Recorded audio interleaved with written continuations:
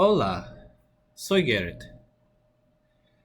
Hoy vamos a aprender sobre las vocales en español. ¿Listo? Vamos.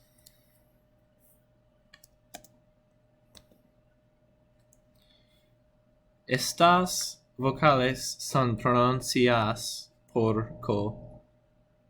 poco diferentido las en inglés. En inglés, E. En español, A.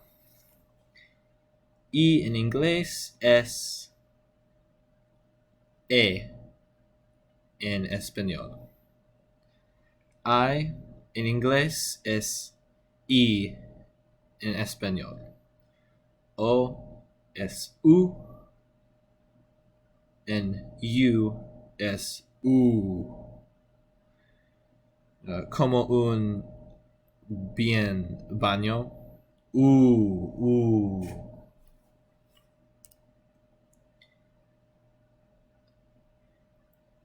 Ejemplos: avión, not avión, avión,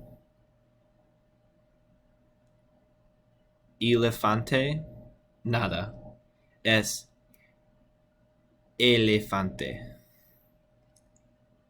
Inteligente, nada, es inteligente. Inteligente. Oso, nada, es oso. Oso. Ustedes, nada.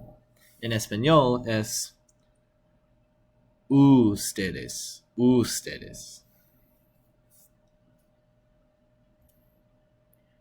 Preguntos.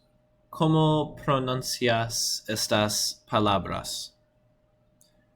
1, 3, 2, 1. Isla. Isla.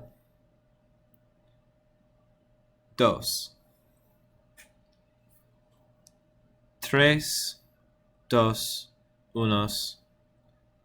2 es.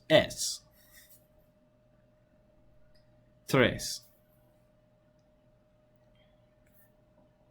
3, 2, 1. Aprender. Aprender. Nada. Aprender. Aprender.